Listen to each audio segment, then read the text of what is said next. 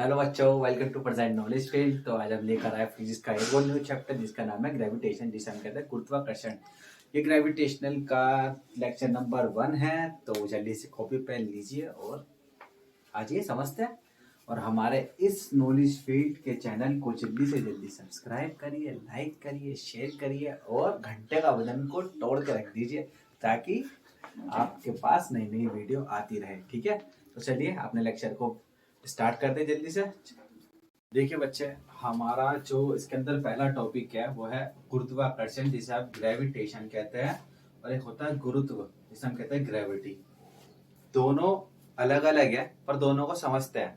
असल में क्या बच्चे कंफ्यूज होते हैं, गुरुत्वाकर्षण और ग्रेविटी को एक ही मान लेते हैं, जबकि इन दोनों के अलग अलग कॉन्सेप्ट हैं। उसको समझते हैं। Force of attraction between two object. Gravitation क्या होता है? Force of attraction between two object, यानी कि दो वस्तुओं के बीच में जो लगने वाला बल होगा वो क्या है? गुरुत्वाकर्षण। और ग्रेविटी क्या? Force of attraction between body and earth, यानी कि अर्थ के सरफेस पे और जो उसके ऊपर जो वस्तु होगी और जो उसका मास होगा उनके बीच में लगने वाला बल। ठीक है ना, वो होता है ग्रेविटी। तो समझे दोनों में क्या डिफरेंस होता है? थोड़ा सा कॉन्सेप्ट वाइज भी समझ ले जाए। अब force of attraction between two object, मान लीजिए ये कोई m द्रव्यमान की कोई वस्तु है, ये हो गई m2 द्रव्यमान की कोई वस्तु, यानी कि force of attraction between two object, दो ऑब्जेक्ट मिलकर अब इन दोनों के बीच में क्या लग रहा होगा? फोर्स लग रहा होगा। इसे मान लेंगे F1, इसे मान लेंगे F2। तो इन दोनों के बीच में जो लगने वाला बल होगा वो क्या होगा? ग्रेविटेशन। और ग्रेविटी क्या होगा? Force of attraction between body and earth, यानी कि ये हो गई हमारी अर्थ और ये हो गया कोई ऑब्जेक्ट। अब जो इनके बीच में जो बल लग रहा होगा वो क्या होगा? ग्रेविटी। ठीक है, क्लियर हुआ दोनों? अब इससे ही क्या बनेंगे तुम्हारे, एक फॉर्मूला डिस्क्राइब होता है, जो ग्रेविटी का फॉर्मूला जो हम न्यूमेरिकल मेथड पे लगाएंगे, अप्लाई करेंगे कि इसका ग्रेविटेशनल फोर्स कितना होगा, उसको कैलकुलेट करेंगे। देखिए, मान लीजिए m1 द्रव्यमान की कोई वस्तु या m2 द्रव्यमान की वस्तु, दोनों में कोई फोर्स लग रहा है। मान लीजिए इनके बीच का कोई डिस्टेंस भी तो होगा पहले, तो उसे हम मान लेंगे r, इन दोनों के बीच में। तो फॉर्मूला बन गया F1 बराबर है F2 के, क्योंकि दोनों आके क्या होना है? एक ही तो होना। F1 बराबर है F2 के, और यहाँ पे हमें क्या लगेगा? ग्रेविटी देखने को मिलेगी। ठीक है ना, और m द्रव्यमान की वस्तु है m1 m2, क्या है? r²। तो ये हमारा फॉर्मूला बनता है ग्रेविटेशन का। Clear? Force of attraction between two object, जब किसी दो वस्तुओं के बीच में लगने वाला बल, ये हमारा फॉर्मूला है। ये हो गया दो वस्तु है F1, जो दोनों के बीच में लगने वाला बल हो गया, वो बल क्या निकलेगा? और ग्रेविटेशनल फोर्स, और जो बॉडी ऑफ मास की दोनों वस्तु है और रेडियस होगी उनकी r²। ठीक है ना, इन दोनों के बीच की रेडियस की क्या होगी? क्लियर? आगे बढ़ता है बच्चों। जो हमने अभी ग्रेविटेशनल फोर्स का एक फॉर्मूला देखा था, तो F1 बराबर था F2 के, जो फोर्स था वो बराबर था F1 बराबर F2 के, और क्या था? G m1 m2 multiply by r²। तो ये बात क्या कहता है कि जो हमारा फोर्स जो निकलेगा वो इससे निकलेगा, यानी ग्रेविटेशनल फोर्स से, बॉडी ऑफ मास से और उनकी बीच की रेडियस से, यानी कि त्रिज्या से। ठीक है, अब हम क्या देखते हैं, यानी कि मैं मान लूं कि जो मेरा फोर्स है वो डायरेक्टली प्रोपोर्शनल है m1 m2 के, यानी कि समानुपाती है। जो हमारा बल है वो समानुपाती है द्रव्यमान के। कैसे? कि यदि हमारा बॉडी का मास बढ़ेगा तो उसका फोर्स भी बढ़ेगा। जाहिर सी बात है, अगर आप किसी ऑब्जेक्ट, मान लीजिए जो भारी वस्तु होगी, तो आपको उसे आगे पीछे करने के लिए ज्यादा ही फोर्स लगाना पड़ेगा। ये तो हर जगह अप्लाई होता है अपना, कि जितनी भारी वस्तु होगी उतना ज्यादा फोर्स होगा। अब नेक्स्ट क्या ये कहता है? F R inversely proportional of R के, यानी कि विद अनुक्रपाती है आर के। जो हमारा बल है वो विद अनुक्रपाती है आर के, यानी कि अगर रेडियस बढ़ी तो फोर्स घटेगा, और अगर रेडियस घटी तो फोर्स बढ़ेगा। जाहिर सी बात है, अगर आप कोई दो बॉडी ऑफ मास, मान लीजिए मैग्नेट है, अगर आप दोनों मैग्नेटों को आप उसकी रेडियस बढ़ा दोगे, आपने रेडियस उसकी इन दोनों मैग्नेटों की बढ़ा दी, तो उनके बीच में जो लगने वाला फोर्स होगा वो तो कम होगा, फिर वो चुपके भी नहीं। आप एग्जांपल के तौर पे ले दो मैग्नेट को ले लीजिए, जितना आप उसकी दूरी कम करोगे वो फटाफट से चिपक जाएगी, तो जो फोर्स भी क्या बढ़ेगा, तभी तो वो चिपक गई। अब जाहिर सी बात है, आप उनकी रेडियस को बढ़ाते रहोगे तो वो फोर्स कम जनरेट होगा। ठीक है, तो ये हमारी चीज अप्लाई हो जाएगी। तो हमारा एफ क्या इनवर्स डायरेक्टली प्रोपोर्शनल है मास के और इनवर्सली प्रोपोर्शनल है रेडियस के। क्लियर। और हमारे जी कहां से आया? जी बच्चों ऐसा आता है कि ये कांस्टेंट का साइन होता है, इसको हटा के हम इक्वल्स टू का साइन लगा दे, कांस्टेंट का साइन हटने के बाद आ जाता है जी। जी क्या अपना ये यूनिवर्सल कांस्टेंट वैल्यू है, यानी कि ये बड़ा जी है। यूनिवर्सल कांस्टेंट वैल्यू मींस कि इसकी वैल्यू हर जगह सेम होगी, बड़े जी की वैल्यू हर जगह सेम होगी। ठीक है ना। अभी इसको हम दोनों को समझेंगे, छोटा और बड़े जी में क्या डिफरेंस है, कहां पर कैसे अप्लाई होगा उसको भी हम समझेंगे। ठीक है, तो इसकी वैल्यू कांस्टेंट होती है, बड़े जी की वैल्यू हर जगह पे। आप मून पे जाओ, मार्स पे जाओ, जुपिटर पे जाओ, कहीं भी जाओ, इस बड़े जी की वैल्यू हमेशा सेम ही होगी। क्या होगी?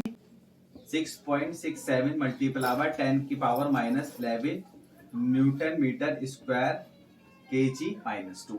ये इसकी कांस्टेंट वैल्यू है। जब भी आप दो वस्तुओं के बीच में लगने वाला फोर्स निकालोगे तो इस जी की वैल्यू हमेशा यही रखना, क्योंकि ये यूनिवर्सल कांस्टेंट वैल्यू है। ठीक है, इसकी वैल्यू हर जगह सेम होगी इन यूनिवर्स के अंदर। क्लियर। तो हम क्वेश्चन को अब आगे लगाएंगे। ठीक है, अपना आगे की ओर बढ़ते हैं। हमने न्यूमेरिकल को इस फॉर्मूले को ब्रीफली एक्सप्लेन कर भी लिया, समझ भी लिया। ठीक है, आगे बढ़ते हैं। देखिए, जो हमारा यूनिवर्सल लॉ ऑफ ग्रेविटेशनल है, ये भी बात सेम कह रहा है जो अभी मैंने उस फॉर्मूले के अंदर आपको समझाया है।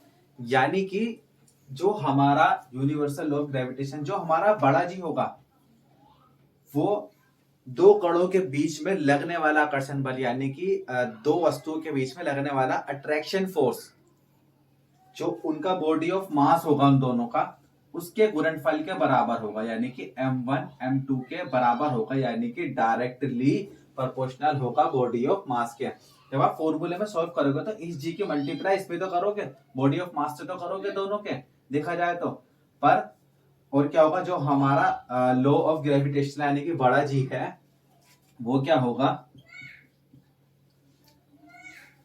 विथ अनुक्रपाती होगा उनकी दूरी के, यानी कि त्रिज्या के, रेडियस के। ठीक है ना, उनके विथ अनुक्रपाती होगा, इसके इनवर्सली प्रोपोर्शनल होगा। ठीक है, आगे बढ़ते हैं। देखिए, और हमारा तभी ये फॉर्मूला बना था, जो हमारा आकर्षण बल होगा F1 F2 का, वो बराबर होगा जी बॉडी ऑफ मास और क्या होगा, रेडियस। जब आप आकर्षण बल निकालोगे, यानी कि जो आप फोर्स निकालोगे, तो जो आपकी जी की वैल्यू होगी वो आप बॉडी ऑफ मास से मल्टीप्लाई करोगे, तभी मैंने अभी बताया कि उसके गुणनफल के बराबर होगा, यानी कि डायरेक्टली प्रोपोर्शनल होगा। जो वैल्यू आएगी उसकी रेडियस से क्या काम कर दोगे, डिवाइड कर दोगे, तो आपको आकर्षण बल मिल जाएगा, यानी कि फोर्स मिल जाएगा। सिंपल, इजी था। और जब क्वेश्चन करेंगे तब देखेंगे कि कैसे सोल्व होगा। ठीक है, आगे बढ़ते हैं। हमारा ग्रेविटी का फॉर्मूला, आकर्षण बल निकालने का फॉर्मूला हमें मिल गया।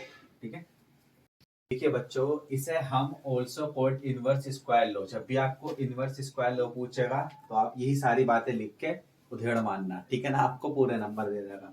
हिंदी में से कहते हैं, इस नियम को गुरुत्वाकर्षण का प्रतिलोम वर्ग का नियम भी कहते हैं। क्या? प्रतिलोम वर्ग का नियम भी कहा जाता है। तो आप प्रतिलोम वर्ग के नियम में भी ये सब बातें लिख देना। ठीक है बच्चों, आइए इसका मात्रक निकालना सीख लेता है, क्योंकि इंपॉर्टेंट होता है हर चीज का मात्रक निकालना। सीख लो, आपको 11वीं में देखने को मिलेगा, 12th में भी आपको करने को मिलेगा। ठीक है, हमारा आकर्षण बल यानी कि जी एफ बराबर होता है जी, यानी कि universal constant value body of mass m1 m2 upon R square, यही था। तो आइए मात्रक निकाल लेते हैं। जी तो क्या है, जी तो एक यूनिट है हमारी। ठीक है, कांस्टेंट वैल्यू है, तो इस जी को बाहर निकाल लो। आजा बेटा, तो बाहर वाले अंदर जाएंगे, नीचे वाले ऊपर आ जाएंगे। तो बाहर वाला अंदर गया, आ गया, नीचे वाला ऊपर चला गया, ऊपर वाला नीचे आ जाएंगे। कहेंगे बेटा अपने स्थान चेंज कर दो, जगह नीचे करो। एफ क्या होता है, न्यूटन, रेडियस को किस में नापते हैं, मीटर, तो स्क्वायर है।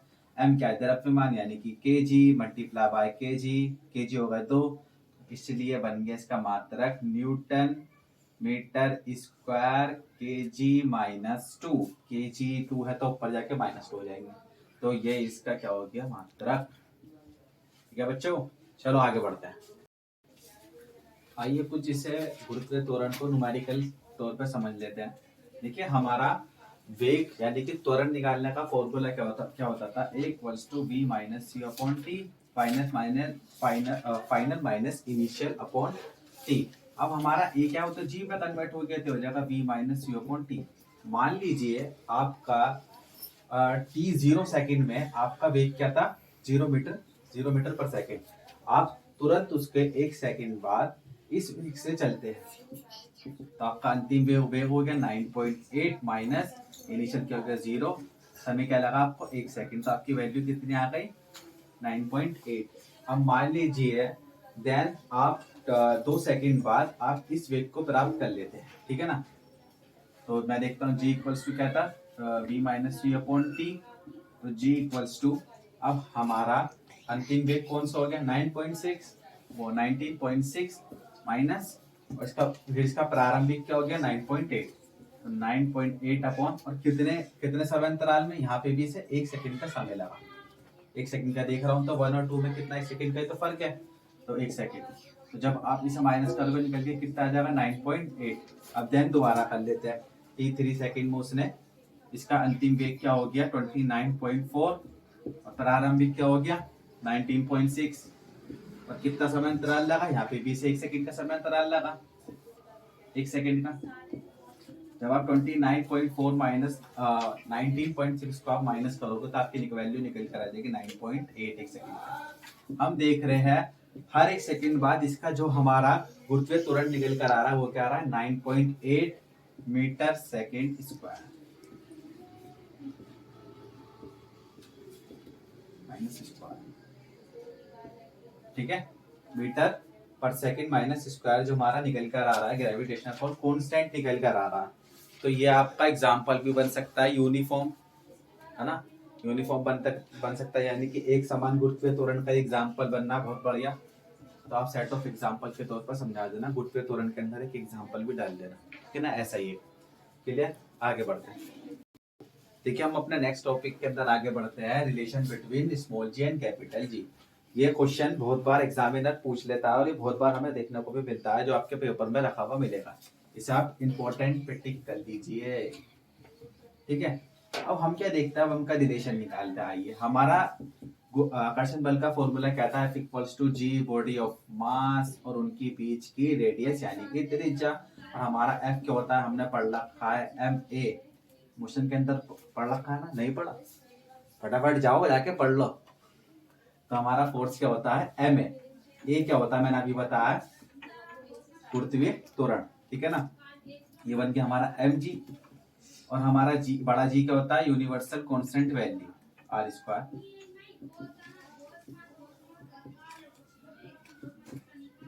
अब मैं m से m कैंसिल कर दूंगा, तो हमारा जो रिलेशन निकल कर आया क्या है, g equals to capital G m upon R square, ठीक है। g यानी कि गुरुत्वीय त्वरण बराबर है universal constant value body of mass और रेडियस के।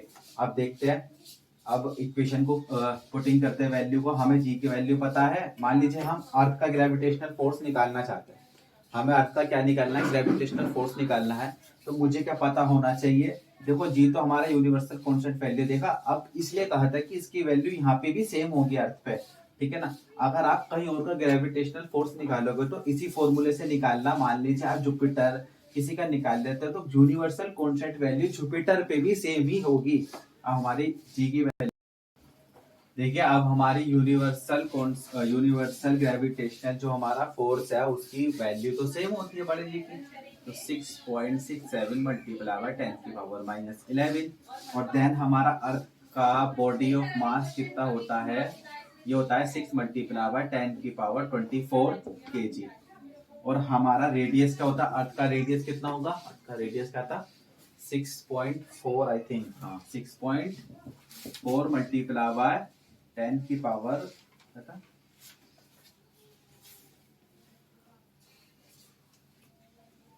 तो हमारा अर्थ का रेडियस क्या था 6.4 मल्टीप्लाई बाय 10 की पावर 6 मीटर। तो तीनों की वैल्यू मिल गई, पुट कर दो, g equals to putting the value अब जी इक्वल्स टू जी क्या था हमारा 6.67 मल्टीप्लाई बाय 10 की पावर -11।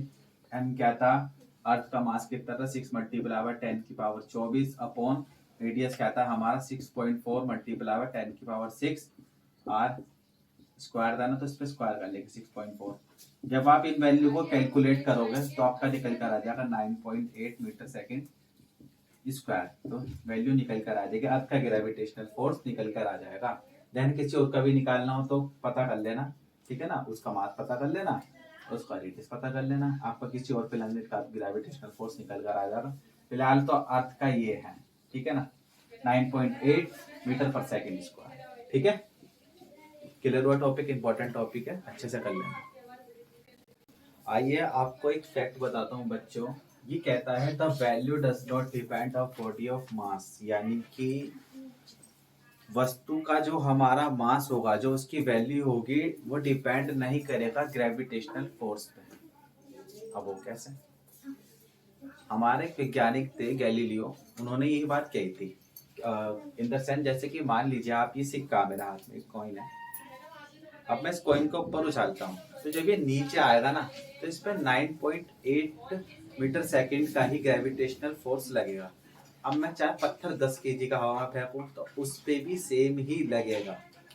ये हमारी बात गैलीलियो ने कही थी, तो इस पे भी सेम हमारा क्या लगेगा, ग्रेविटेशनल फोर्स लगेगा। अगर मैं इन्हें सेम हाइट से फेंकूं और इनका टाइमिंग भी सेम रखूं, ठीक है ना, सेम हाइट से फेंकने पर सेम टाइम पे अगर मैंने फेंकूं तो इन दोनों पर ही 9.8 का ही ग्रेविटेशनल फोर्स लगेगा। यानी कि value does not depend of body of मास, चाहे मास 1 केजी का 10 केजी का भी हो। अब बहुत लोग कहने लग गए कि ये बात तो मिथ है, झूठ बोल रहे हो आप, कि ऐसा थोड़ी ना होता। अब क्या काम करा, बहुत बहुत कुछ लोग चढ़े एक इमारत पे चढ़ गए, वहां से एक कॉइन को फेंका और एक पंख को फेंक दिया, ठीक है ना। अब कॉइन तो जल्दी नीचे आ गया, पंख आराम सा, तो कहने लग गए देखा आप कैसे कह रहे थे कि सेम उन पे 9.8 का ग्रेविटेशनल फोर्स लगेगा, ये तो पहला आ गया, ठीक है ना। पर हमारे गैलीलियो ने कहा था कि दोनों सेम ही आएंगे, चाहे 1 केजी का फेंको चाहे वो 10 केजी का फेंको, सेम ग्रेविटेशनल फोर्स से सेम हाइट पे। पर वो पंख और वो कॉइन डज नॉट मैच नहीं हो पाया। तो गैलीलियो ने फिर कहा कि फिर उन्होंने एक काम करा कि आप किसी ऐसी जगह पे जाइए विथ अपसेंट ऑफ एयर, कि वहां पे एयर ना हो, फिर आप दोनों को फेंकिए। तो जब वहां पे देखा उन्होंने कि जहाँ पे एयर नहीं थी, विदाउट एब्सेंट ऑफ एयर, और दोनों का जब सामान उसमें फेंका तो दोनों सामान से ही आ गए। तो गैलीलियो का जो ये पॉइंट है वो without with absent of air पे अप्लाई है, ठीक है ना। वैसे थोड़ी ना होगा, अब एयर का रेजिस्टेंस क्या होगा वो तो अलग होगा, फ्लो में अपना आएगा पंख आराम आराम से, ठीक है ना। तो विद एब्सेंट ऑफ एयर पे ये the value does not depend on body of मास, ठीक है ना। पर वैसे भी कर जाएगा। अब आप सिक्के और पत्थर को उछाले डेली लाइफ में तो वो तो हो जाएगा, ठीक है ना। पर पंख का क्या है, वो एयर रेजिस्टेंस है, तो वो एयर में फ्लो करते करते अपना आराम से आएगा, ठीक है ना। ठीक है ना, तो विद एब्सेंट ऑफ एयर में उसका विद सही होता है। चलिए आगे बढ़ते हैं। देखिए अब हम समझेंगे डिफरेंस बिटवीन स्मॉल जी और कैपिटल जी। बहुत अच्छे से पढ़ा दिया, तो आप डिफरेंस भी 5 खुद बना दोगे। कैसे कि ये हमारी यूनिवर्सल कांस्टेंट वैल्यू हो गई, यानी कि हर जगह पे क्या होगी, इसकी वैल्यू सेम होगी, चाहे वो ब्रह्मांड में कहीं पे भी हो, यूनिवर्सल में इसकी वैल्यू सेम होती है। बट जी की वैल्यू सेम नहीं होती, बदलती रहती है, तो कांस्टेंट नहीं है। इसकी वैल्यू होगा 6.67 मल्टीप्लाई बाय 10 के और -11, इसकी होगा 9.8। ये कांस्टेंट है, ये कांस्टेंट नहीं है, बहुत सारे पॉइंट बना के आप संबंध में लिख दीजिए, ठीक है। आगे बढ़ते हैं। देखिए अब हम अपने नेक्स्ट टॉपिक के आगे बढ़ते हैं। हमारा नेक्स्ट है वेरिएशन ऑफ जी। जी की वेरिएशन होती है हर एक जगह पे अलग अलग। कैसे, जी तो अर्थ पे कांस्टेंट है, चलो देखते हैं, थोड़ा सा डिफरेंस है। मान लीजिए आपने क्या काम करा, कुछ चीज ऊपर को छाली, कॉइन ऊपर को छाला, तो क्या होगा, जी की वैल्यू क्या होगी, तो वो डिक्रीज होगी, घटेगी, ठीक है ना। जी की वैल्यू क्या होगी, डिक्रीज। और आप अगर अर्थ के नीचे की ओर जाने लगोगे, तो मतलब धरती के अंदर की ओर जाने लगोगे, तब भी जी की वैल्यू डिक्रीज हो जाएगी। पर आप जब अर्थ के सेंटर पे पहुंच जाओगे, अर्थ के सेंटर पे पहुंच जाओगे, तब आपकी जी की वैल्यू क्या होगी, 0, ठीक है ना। अगर आप ऊपर की ओर जाओगे तब भी ग्रेविटेशनल फोर्स लगेगा जो कि डिक्रीज हो जाएगा, ठीक है ना। और आप नीचे की ओर जाओगे तब भी ग्रेविटेशनल फोर्स डिक्रीज होने लगेगा, ठीक है ना। आप ऊपर की ओर उछलोगे तो अभी तो उसने 9.8 से हमें अर्थ पे बनाए रखने की कोशिश करी है। आप ऊपर जाओगे तो वो क्या हुआ, डिक्रीज, इसलिए वो घटता रहेगा। और अब अगर आप नीचे जाओगे तो वो भी क्या हो जाएगा, 9.8 से डिक्रीज होने लगेगा। और जब आप अर्थ के सेंटर पर आ जाओगे तब आपका ग्रेविटेशनल फोर्स जीरो हो जाएगा, क्योंकि उसे ग्रेविटेशनल फोर्स लगाने की जरूरत ही नहीं पड़ेगी आपके ऊपर, ठीक है ना। और पॉइंट है बहुत सारे। जब पृथ्वी रोटेशन कर रही होगी तो रोटेशन पे भी क्या होगी, जी की वैल्यू क्या होगी, डिक्रीज होती रहेगी। जब जी की वैल्यू डिक्रीज हो जाएगी जब अर्थ रोटेट करती है। और जब मान लो अर्थ ने रोटेट करना बंद कर दिया तब जी की वैल्यू इंक्रीज होगी, यानी कि अर्थ जब रोटेट करना बंद कर देगी, घूमना बंद कर देगी, तब क्या होगी, जी की वैल्यू इंक्रीज हो जाएगी। और चीज समझ लेते हैं। ठीक है बच्चों, अब हम आगे समझते हैं कि जो हमारी अर्थ होती है, अर्थ होता है जो हमारी होती है, होता है जो भी है, ठीक है ना। ये हमारी अर्थ है, इस पे क्या है, एक्सिस है ये हमारा। अगर मैं आपसे पूछूं कि अर्थ की शेप कैसे है तो आप बोलोगे गोल, पर अर्थ की शेप गोल नहीं है, वो एक अंडाकार है, ओवल शेप में, जिसे हम कहते हैं इलेक्ट्रिकल शेप में, यानी कि अर्थ, ठीक है ना। ये इसका कहलाता है पोलर, ऊपर का जो सिर, ऊपर का जो भाग होता है ये कहलाता है इक्वेटर, ठीक है ना, इक्वेटर। अब ये पूछ रहा है कि वेरिएशन ऑफ जी, यानी कि जी का मान पोलर पे क्या होगा और इक्वेटर पे क्या होगा। आप बोलोगे सेम होना चाहिए, यहाँ भी 9.8 होना चाहिए, यहाँ पे भी 9.8 होना चाहिए। मैं आपको बता दूं, जो जो तुम्हारा पोलर का जो डायमीटर है वो 42 किलोमीटर लेस देन है इक्वेटर से, ठीक है ना। और जो हमारा पोलर का डायमीटर है वो 42 किलोमीटर लेस देन है इक्वेटर से, यानी कि इसका इसका रेडियस मैं देख रहा हूँ कम है और इसका रेडियस क्या है, ज्यादा है, ठीक है ना। 42 किलोमीटर का डिस्टेंस है। अभी मैंने बताया है आपको जो जी क्या है वो इनवर्सली प्रोपोर्शनल है रेडियस के, ठीक है ना। अब मान लीजिए आपकी रेडियस क्या हुई, घटी, आपकी रेडियस क्या हो गई, घट गई, ठीक है ना। तो हम क्या देखते हैं कि ग्रेविटी बढ़ेगी, और जब आपकी रेडियस बढ़ेगी तो आपकी ग्रेविटी क्या काम होगी, घटेगी।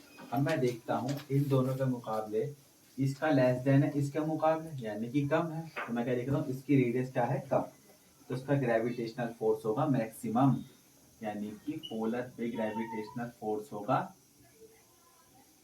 मैक्सिमम। अब मैं क्या देख रहा हूँ, इक्वेटर का क्या है, ज्यादा है, तो उसका रेडियस ज्यादा है, तो उसका ग्रेविटेशनल फोर्स क्या होगा, मिनिमम, ठीक है ना। इक्वेटर पे क्या होगा, मिनिमम, ठीक है ना। जब आपसे पूछने लगे तो आप बता देना कि क्या वेरिएशन ऑफ जी के अंदर क्या तुम्हारा पोलर पे ग्रेविटेशनल फोर्स और इक्वेटर पे ग्रेविटेशनल फोर्स सेम रहेगा, नहीं, पोलर पे रहता है मैक्सिमम और इक्वेटर पे रहता है मिनिमम, यानी कि कम से कम, ठीक है ना। इस इनवर्सली प्रोपोर्शनल के कारण, क्लियर।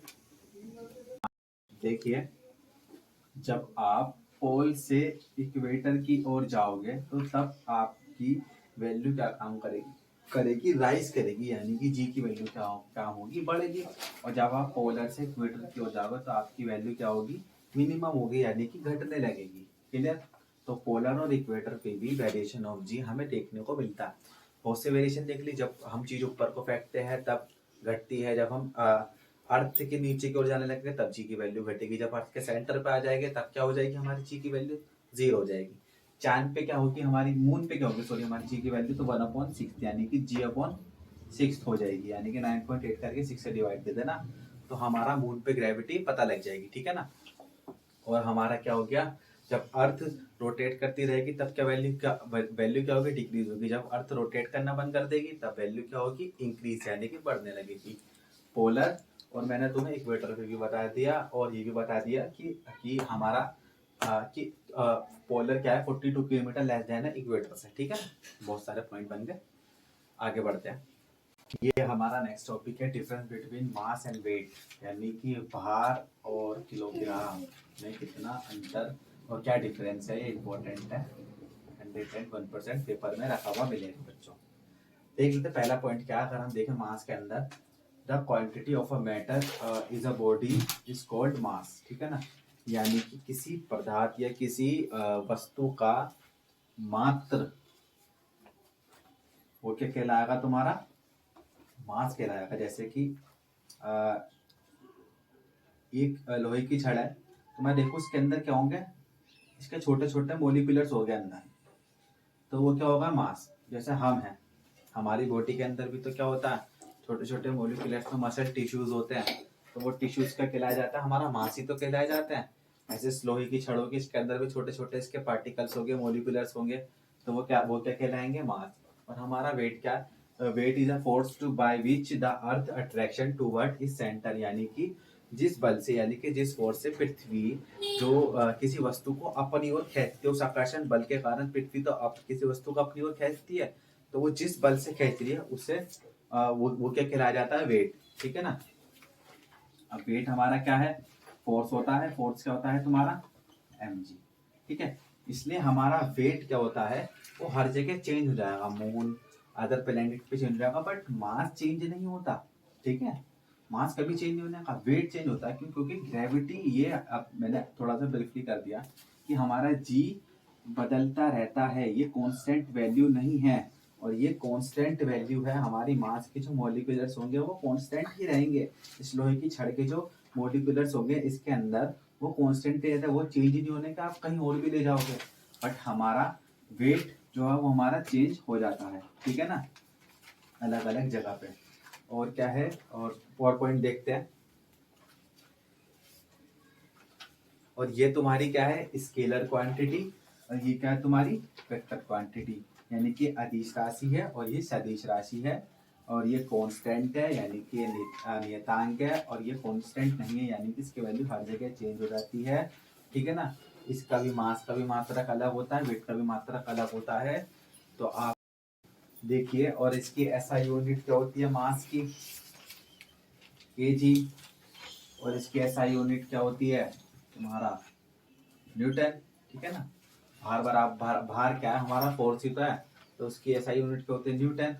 तो चलिए, ये हमारा इंपॉर्टेंट टॉपिक है, इसे 101% difference between mass and weight रखा हुआ मिलेगा, और difference between capital G small G में भी रखा हुआ मिलेगा। और संबंध देखने को भी बहुत सारी चीज हमने समझ ली, छोटा जी बड़ा जी, मास वेट, कैसे इसकी वैल्यू कहाँ पे क्या होती है, डिक्रीज होती है, जी की बढ़ती है, काफी सारा हमने आज के लेक्चर में पॉइंट को समझ लिया।